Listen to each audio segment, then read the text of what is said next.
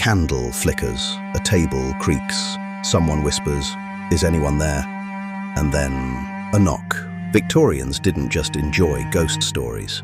They built an entire industry around the paranormal. Seances, spirit photography, haunted houses, and later, the Ouija board. Most of it was fake. Some of it was theatre. Some of it was outright fraud. But here's the uncomfortable part. A few cases are still hard to fully explain. Today, we're going into the Victorian obsession with the paranormal, the scams, the tricks, the money, and the stories that refuse to die. To understand the obsession, you need the backdrop. Victorian life was soaked in death, disease, child mortality, industrial accidents, war. Grief wasn't rare, it was normal.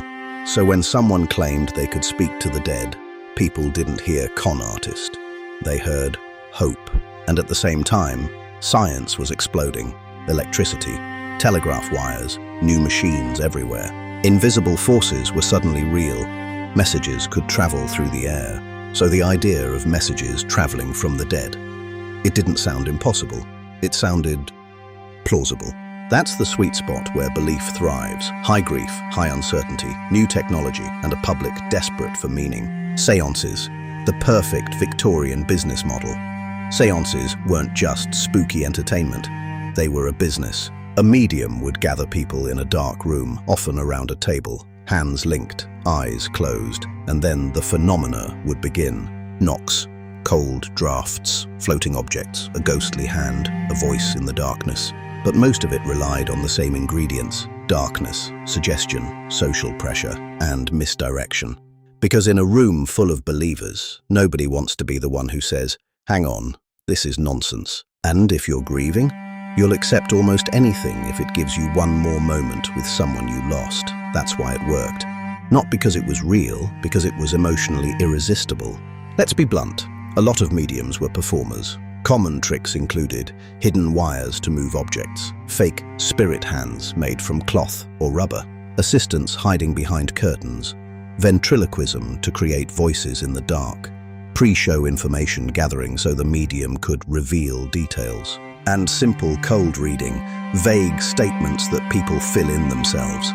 And then there was ectoplasm, that infamous ghostly substance. In reality, often cheesecloth, gauze, paper.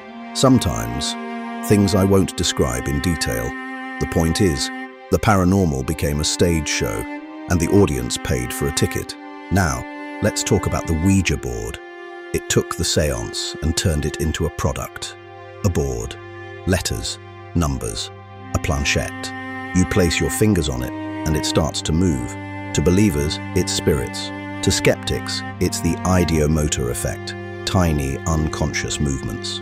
And that's what makes it so creepy. Even if you don't believe, it still moves.